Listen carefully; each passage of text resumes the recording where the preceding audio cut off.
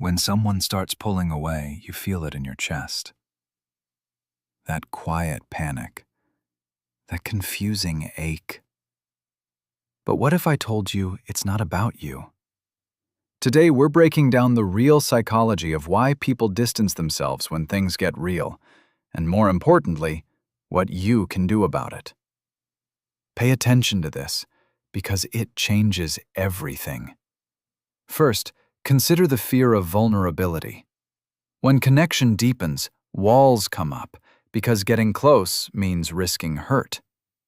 Your brain sees intimacy as a threat, so it triggers protection mode.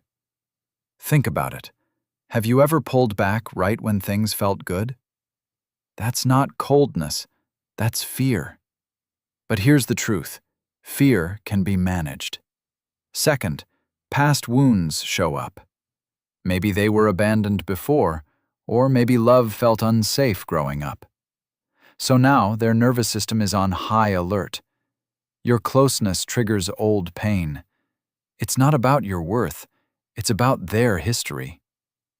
A mini example is when they get quiet after a great date, not because they're bored, but because it felt too good. This is where it gets interesting. Third, everyone has an intimacy threshold. It's the emotional distance they can handle before panic hits.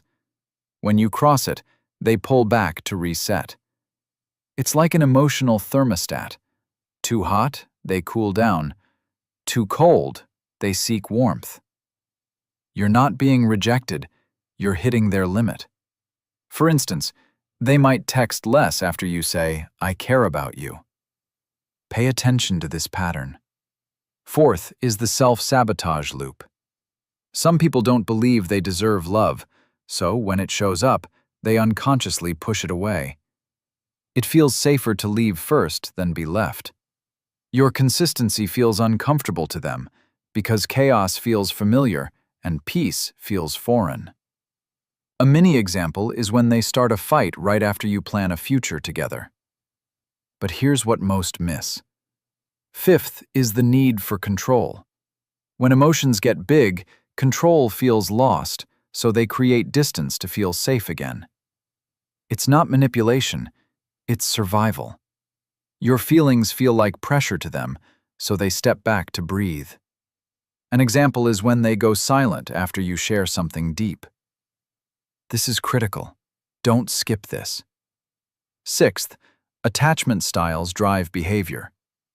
Avoidant types need space to process closeness, while anxious types chase when they feel distance. It's a dance wired in childhood. You're not crazy, you're just triggered. Their pull away isn't about your value. A mini example is when they say, "I need space," but you hear, "I don't want you." But here's the shift. Seventh is what you can control. You can't fix their fear, but you can hold your ground. Stay calm when they pull away. Don't chase. Don't punish.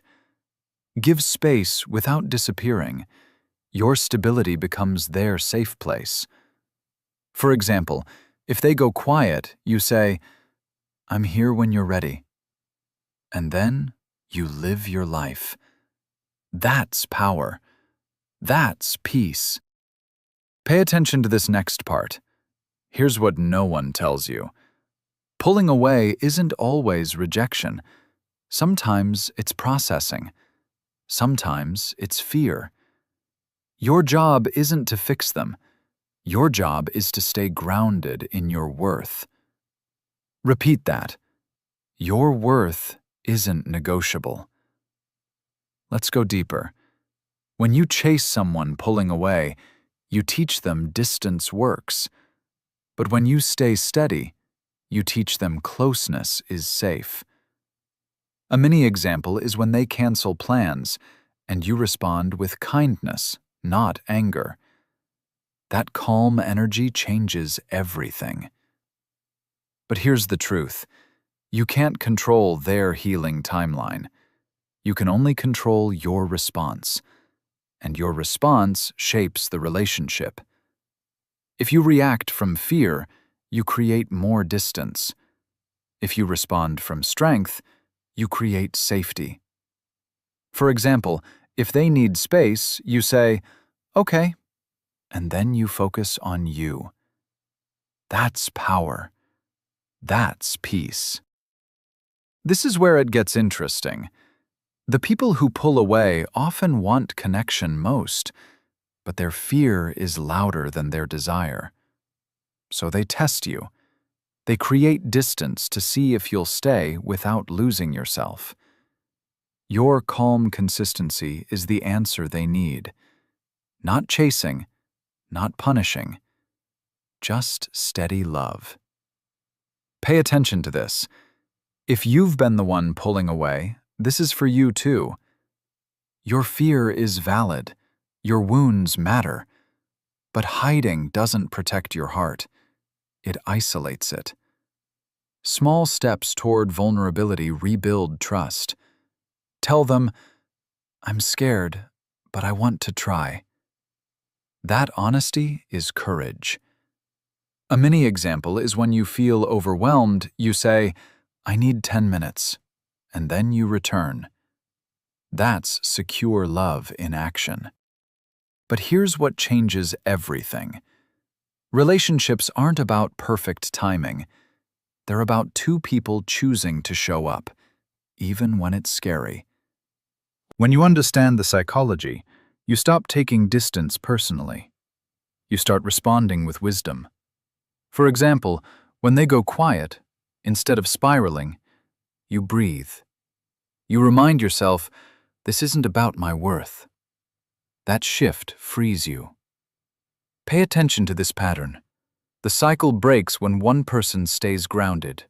Not perfect, not fearless, just grounded. You don't have to have all the answers. You just have to trust your value. A mini example is when they pull back and you feel the urge to chase, but you pause. You choose you. That's the breakthrough. But here's the truth. Healing isn't linear. Love isn't a fix. Some people aren't ready, and that's okay. Your peace matters more than their potential. If they keep pulling away without effort to return, you get to choose. Do I stay in the chase, or do I choose my peace? For example, if you've given space and stayed kind, but they're still distant, that's your answer. Honor it. This is where it gets real. You deserve someone who chooses you consistently. Not when it's easy, not when they're lonely, but when it matters. Understanding psychology helps you see clearly. Not to manipulate, not to fix, but to protect your heart. A mini example is when you notice the pattern, you set a gentle boundary. I care about you, and I need consistency. That's self-respect in action. Pay attention to this. The right person won't make you guess. They won't keep you in emotional limbo. They'll show up. They'll communicate. They'll try. And if they pull away, they'll return with honesty. That's the difference between fear and love. An example is when they say, "I got scared," not "you're too much." That accountability is maturity. But here's what most miss. Your healing matters just as much. If you always chase, you lose yourself. If you always wait, you forget your worth. Balance is key. Care deeply. Stay grounded. A mini example is when you feel anxious. You journal. You breathe. You reach out to a friend. You regulate yourself instead of demanding they fix you. That's emotional strength. This is where it gets interesting. Love shouldn't feel like walking on eggshells. It should feel like coming home. If you're constantly analyzing their silence, ask yourself, is this relationship adding to my peace or draining it? For example, if you feel exhausted after every interaction, that's data. Honor what your body is telling you. Pay attention to this truth. You teach people how to treat you by what you accept. If you accept hot and cold, you'll get more of it. If you expect respect, you attract it. Not by demanding, but by embodying. A mini example is when you stop over-explaining and stop apologizing for your needs. You simply state them calmly and clearly. That energy shifts everything. But here's the shift. The goal isn't to keep someone. The goal is to build a connection where both people choose to stay willingly, joyfully, and consistently. When you understand the psychology, you stop begging for breadcrumbs. You start expecting a feast. For example, you notice the pattern early, you communicate, and you observe their response. Their actions give you clarity. This is critical. Don't skip this. Your peace is non-negotiable. Your worth isn't up for debate. And love should feel like safety, not confusion. If you take nothing else from this, take this. You are enough, exactly as you are. The right person won't need you to shrink. They'll celebrate your depth. Pay attention to this final truth. Healing happens in connection, but starts within. Do your work. Honor your feelings. Set your boundaries.